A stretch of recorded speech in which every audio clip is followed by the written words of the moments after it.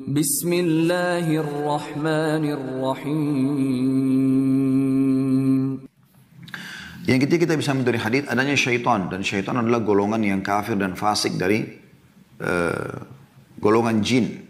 Makanya Allah Subhanahu wa taala menyebutkan tentang iblis, kana minal jinni fa fasaqa an amri rabbi. Dia golongan jin dan dia fasik terhadap perintah Tuhannya.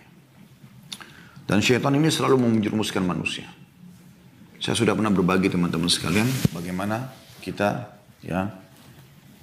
menyadari kalau kita sama syaitan ini seperti orang yang mau berlomba lari.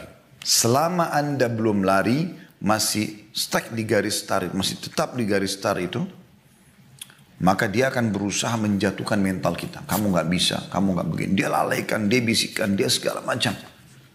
Iblis sudah berjanji kepada Allah SWT akan datang dari depan, dari belakang. Kalau depan dia tidak berhasil, dari belakang, dari kanan, dari kiri, dari atas. Dia akan selalu berusaha. Maka seseorang harus jeli. Kapan syaitan itu kewalahan? Dengan beberapa kiat tentunya. Yang pertama, kedekatan Anda kepada Allah Subhanahu wa taala. Makin Anda dekat dengan Allah Subhanahu wa taala, maka syaitan itu makin sulit untuk datang. Karena dikatakan dalam Al-Quran, iblis pun mengatakan, illa ibadaka minhumul mukhlasin. Kecuali hamba-hambamu yang kamu selamatkan. Maksudnya sangat dekat denganmu ya Allah. Itu nggak bisa. Allah juga mengatakan, illa ibadiyan kecuali hamba-hambaku yang mukhlas. Yang aku selamatkan. Nggak bisa. Iblis nggak bisa ganggu mereka. Atau sangat kecil dia bisa mendekati orang-orang beriman. Yang kedua, kalau ada gangguan, maka Allah SWT mengatakan, wa imma yanzaghannaka minasyaitonir nazghun fasta'id billah. Kalau sudah mulai ada bisikan-bisikan, jelas kok dia arahnya kepada selain perintah Allah Subhanahu wa taala. Maksudnya larangan Allah, dia sudah menjerumus ke larangan atau malas mengerjakan perintah Allah Subhanahu wa taala, berarti Allah mengatakan fasta'id billah, berlindung kepada Allah dari syaitan. Yang ketiga, terus memaksakan diri beramal. Nah, ini tadi saya kasih contoh orang kalau lomba lari itu. Anda lakukan saja dulu. Karena kalau Anda tidak melakukannya, belum melakukannya, Anda seperti di garis start yang tidak memulai. Maka rival atau musuh kita akan terus merongrong kita supaya kita tidak melakukannya. Tapi kapan Anda berlari, maka syaitan akan kesulitan sekali untuk menggoda Anda, kecuali dia lari secepat Anda atau bahkan lebih cepat dari Anda.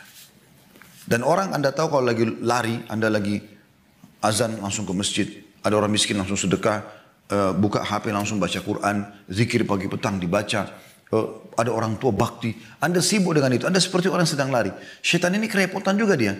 Belum selesai dia goda untuk meninggalkan satu perbuatan lain, Anda sudah kerjakan yang lain. Terus begitu. Dia kerepotan. Sulit dia untuk menggoda. Yang dia bisa lakukan paling mengurangi pahalanya. Misalnya tadi Anda mau sedekah 1 juta, Anda kurangi jadi 500.000. Mungkin itu. Tapi dia tidak bisa memberhentikan Anda bersedekah karena Anda sudah berjalan. Makin kencang Anda berlari, makin terus Anda padatkan dengan program-program ibadah, maka makin sulit dia. Kemudian juga yang terakhir, yang keempat adalah tentang peringatan masalah pasar. Pasar ini teman-teman sekalian, kalau darurat Anda pedagang, Anda harus hidup dari situ. Para sahabat Nabi Ridwanullah hidup di pasar. Nabi SAW juga berdagang, gitu kan. Bukan itu yang sedang disinggung di sini. Tapi yang sedang disinggung di sini adalah, karena orang-orang pedagang pasti awal-awal ke pasar gitu kan. Adalah orang yang memang datang ke pasar tanpa ada hajat. Cuma buang-buang waktu, jalan-jalan ke mall, buang-buang waktu. Ada orang, sekarang pandemi Masya Allah. Allah Subhanahu wa ta'ala sudah mengurangi sekali itu ya. Dulu sebelumnya, la haula wa la quwata illa billah. Mall mulai buka jam 10 pagi, apalagi kalau weekend, hari Sabtu, hari Ahad. Luar biasa. Penuh. Dan ada orang dari pagi, pulang ke rumahnya nanti malam. Bolak-balik di lingkungan yang sama sampai dia sudah hafal posisinya di lantai ini, toko ini, ada diskon ini dan segala macam, walaupun tidak belanja. Yang kita sayangkan bahkan sebelum pandemi dulu Ramadan mereka habiskan waktu begitu.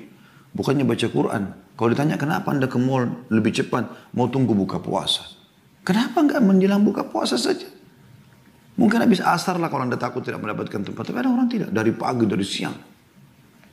Dan bahkan melakukan banyak kemaksiatan pada Allah SWT. Berjam-jam dia dengarkan musik situ, berjam-jam dia lihat perempuan tidak tutup auratnya, berjam-jam ada transaksi depan matanya ribawi dan segala macam.